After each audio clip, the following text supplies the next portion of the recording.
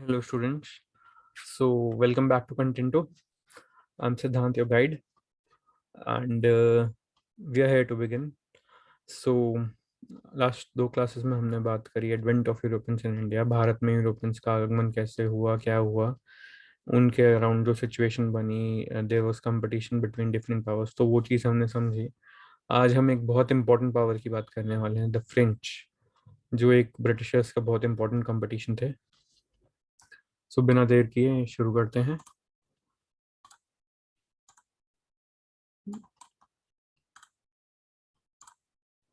Advent of Europeans in India.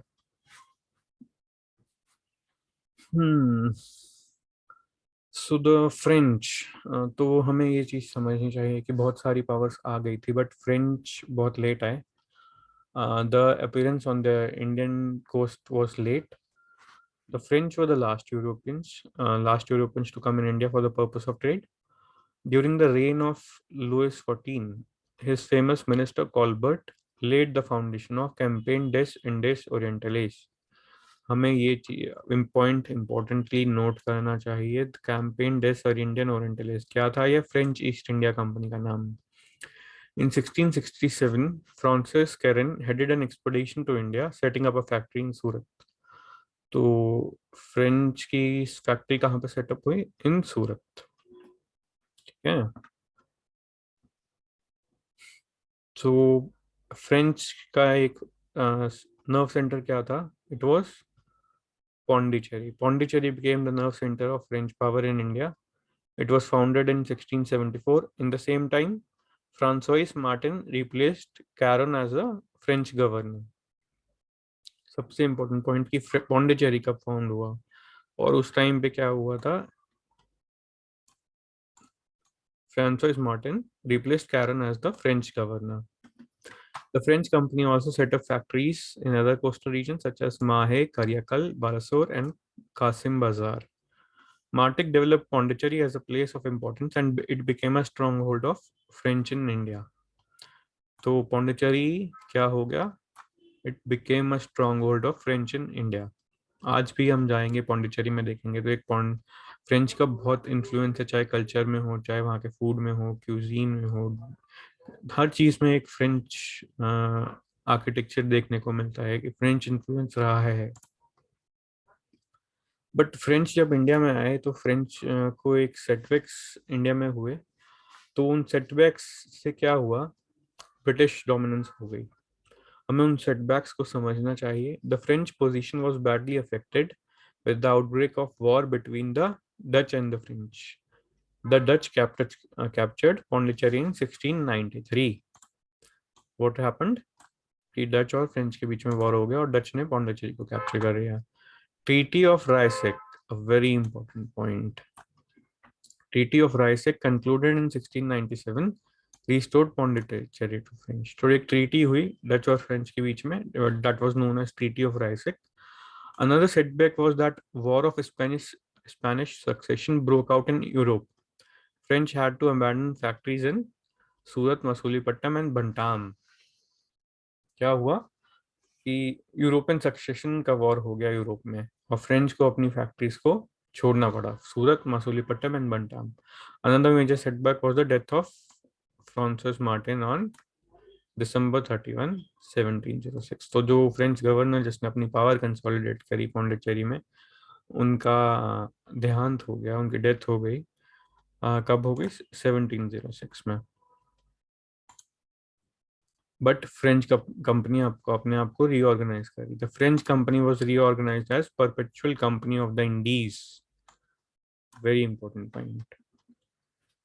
Which revived its strength. This was further enhanced by the stewardship of the two active and wise governors, Lenoir and Dumas, between 1720 and 1742. Very important points. Please note all these points down. कभी कभी exams में आ जाता है, हमारे दिमाग से निकल जाता है and we don't have a idea that कहाँ से आ गया, क्या आ गया.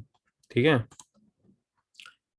बट एक चीज ज्यादा, फ्रेंच के लिए पावर गेन करना इजी नहीं था. The biggest competition was britishers. तो Anglo French struggle for supremacy, दोनों पावर्स के बीच में एक पावर वर्चस्व की जंग जिसे बोलते हैं वो रही थी, तो उस चीज को समझना चाहिए। Although the both Britishers and the French came to India for trading purposes, they were ultimately drawn into the politics of India. आए तो ट्रेड करने थे, बट क्या हुआ? They were drawn to politics in India. Both has had visions of establishing political power over the region. The Anglo-French rivalry in India began with the outbreak of Austrian War of Succession and ended with the conclusion of Seven Years' War. The rivalry in the form of three Carnatic Wars. We will study about all three Carnatic Wars, important from exams perspective. Once for all, that the English was and not the French were to become the masters of India. कि Carnatic Wars ने decide कर दिया that English will be dominant and French will not become the masters of India. French अपनी सारी domination lose कर देंगे. Moving ahead, let's talk about Carnatic Wars. Carnatic क्या था? Carnatic was the name given by the Europeans to the Coromandel coast. ठीक है, and its hinterland. Very important point कि अगर माइनर स्टेटमेंट है बट आपको पता होना चाहिए, आपको समझ होनी चाहिए कि कार्नेटिक क्या था. Carnatic was a name given by the Europeans to the Coromandel coast. First Carnatic war. The first Carnatic war was an extension of Anglo French war in Europe. तो इंग्लिश और ब्रिटिश फ्रेंच का वॉर तो हो ही रहा था, तो इंडिया में कार्नेटिक वॉर हो गया. The English navy under Barnett seized some French ships to provoke France, and France retaliated by seizing Madras. क्या हुआ? बार्नेट की लीडरशिप के अंडर इंग्लिश नेवी ने कुछ फ्रेंडशिप्स को प्रोवोक किया, एंड फ्रांस ने क्या किया? मद्रास के ऊपर अटैक कर दिया. तो first Carnatic war ended in 1748 with the signing of Treaty of Aix-la-Chapelle.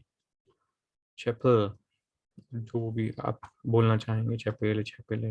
We are Indian, हमारा प्रोनाउंसिएशन डिफरेंस होगा. We are not French. Yes. which brought the Austrian War of Succession to the conclusion. Very important point. The First Carnatic War ended in 1748 with the signing of Treaty of Aix-la-Chapelle, which brought the Austrian War of Succession to conclusion. The First Carnatic War is remembered for the Battle of Saint-Thome, a very important point, fought between the French forces and the forces of Anwaruddin and Nawab of Carnatic, to whom the English forces appealed for help.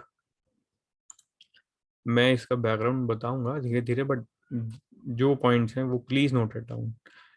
इन चीजों को समझने के लिए हमें duplex की ideology को समझना पड़ेगा. Dupleix was the governor of French. He was a very good administrator, but उसके कुछ ड्रॉबैक्स थे. We will understand that. Let's move to next slide. Discuss about the second Carnatic war. Dupleix, the French governor who successfully led the French forces in the First Carnatic War, sought to increase his power and political influence in southern India by interfering in local dynastic disputes to defeat the English. तो duplex क्या करना चाहता था कि वो अपनी power बढ़ाना चाहता था, इन्फ्लुएंस बढ़ाना चाहता था सदर्न इंडिया में बाय इंटरफेयरिंग. क्या सबसे पहले आपको ये चीज नोट करनी पड़ेगी, who was the first one to interfere in Indian internal matters? It was Dupleix. जो भी इंडिया की आपस में पॉलिटिक्स चल रही है उसके अंदर इंटरफेयर करने वाले कौन थे? It was Dupleix. The opportunity was provided by the death of Nizamul Mulk. Nizamul मुल्क के देहांत के बाद किंगडम ऑफ हैदराबाद खाली हो गई 1948. तो फ्रेंच ने क्या किया? फ्रेंच ने सपोर्ट किया मुजफ्फर जंग एंड चंदा साहिब को in the Deccan in Karnataka, while English ने किसको सपोर्ट किया? इंग्लिश ने नाजीर जंग एंड अनवरुद्दीन को.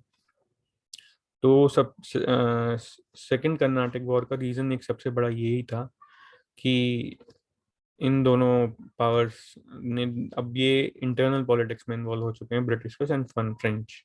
तो फ्रेंच सपोर्टेड द मुजफ्फर जंग एंड चंदा साहिब, एंड इंग्लिश सपोर्टेड नाजीर जंग and Anwaruddin.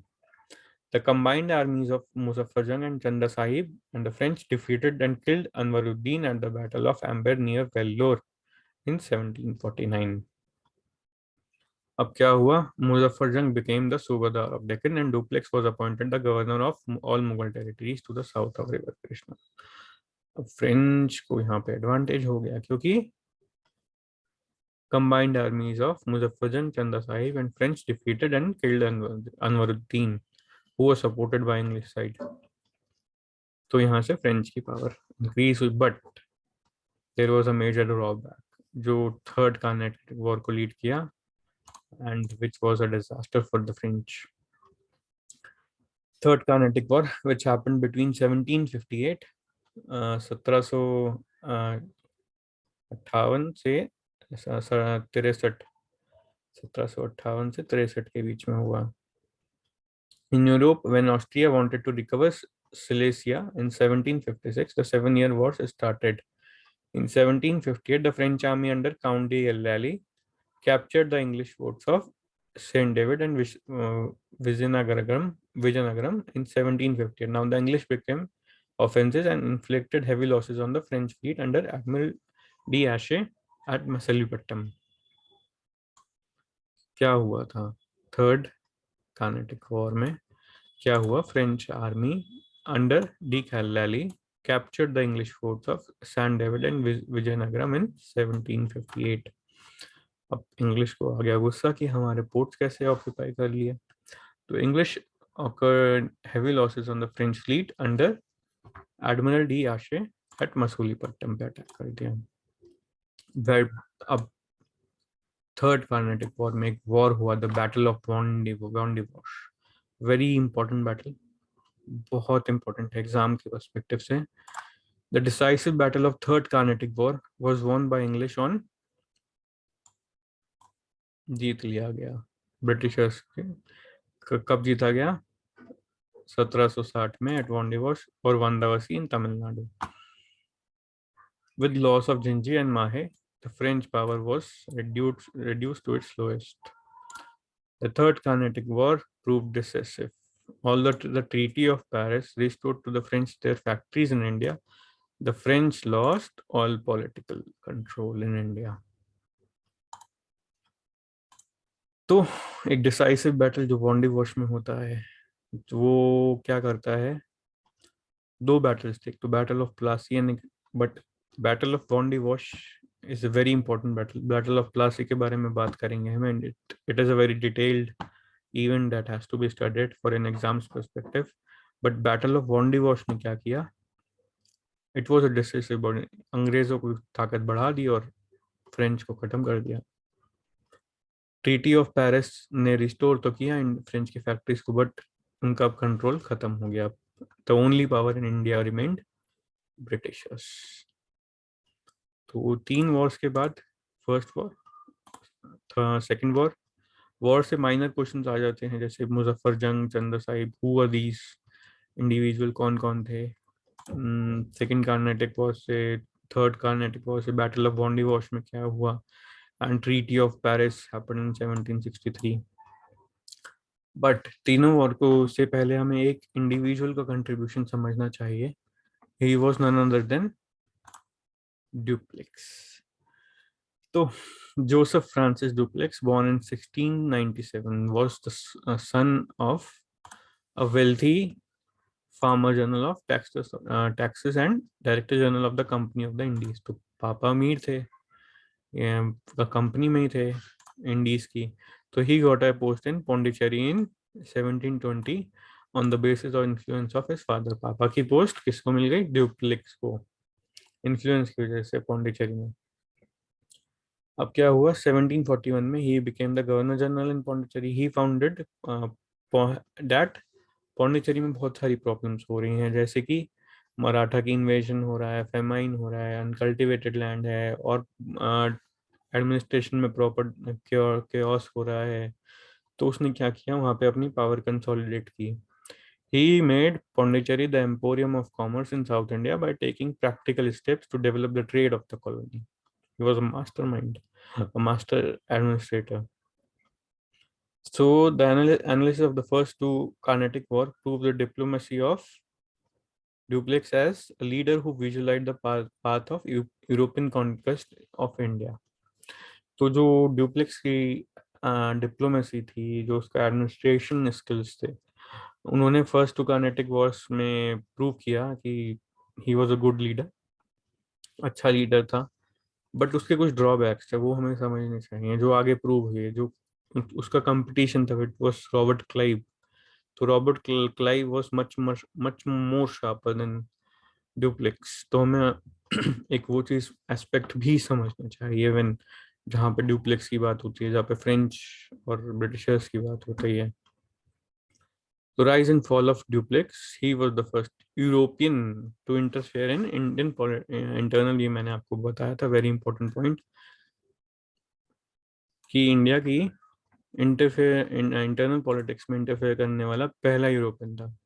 He supported Muzaffar Jung for Hyderabad and Chandra Sahib for Carnatic, and his candidates emerged successful and in return gave great concession.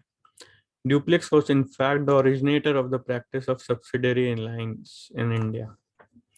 Subsidiary lines में क्या होता था, it is a very important topic. मैं Britishers के administration के बारे में जब एक वीडियो बनाऊंगा तो उसमें आपकी बात उसमें बात करूंगा, बट आपको समझना चाहिए यही ओरिजिनेट कहाँ से। Dupleix was in fact the originator of the practice of subsidiary alliance in India. He placed French army at Hyderabad at the expense of subahdar. Very cunning policy, किस पैसे तो सूबादार देगा बट आर्मी होगी फ्रेंच की। कुछ रीजन थे ड्यूप्लेक्स के failure के। टेम्परामेंट था, ओवर कॉन्फिडेंट थे। जो उनके साथ के कलीग्स थे, जो भी उनके साथ काम करते थे, उनको उनका ऑटोक्रेटिक बिहेवियर नहीं समझ आ रहा था, कि वो अपनी ही चलाते थे। और क्या था, he was not a man of action. कभी भी he was not, he did not lead an army, but he just planned a strategy. So he was not a man of action like Lawrence and Clive. This has to be very understood appropriately. He was just a planner, even not the man on the boots. तो कभी भी army को जाके lead नहीं किया था। He was just a man of act, he was not a man of action. He was particularly a diplomat and administrator. ये तीन चीजें थी जो डुप्लेक्स के आइडियाज के कंपटीशन के अगेंस्ट गई, उनके अगेंस्ट गई। ये चीजें हम समझनी चाहिए, बिकॉज चीजें एग्जाम में आ जाती हैं। What were the reason for Dupleix failure, Dupleix policy के फेलियर के क्या रीजन थे। तो आज की क्लास यहीं तक। जो जो इम्पोर्टेंट पॉइंट्स हैं, very important, whether it's related to battle of Wandiwash, और whether it's related to what is the name of the French company, French East India company, फिर बाद में रीऑर्गेनाइज कैसे हुआ, perpetual company of the Indies. तो छोटे छोटे पॉइंट्स, फ्रेंच की कंपनी कहाँ पे इस्टेब्लिश हुई थी, very important point from exams perspective. Thanks for listening, bye bye students. जो भी डाउट्स हो, कमेंट्स हो, please do view my video and share the share your comments, and do subscribe and hit the bell icon. Thanks.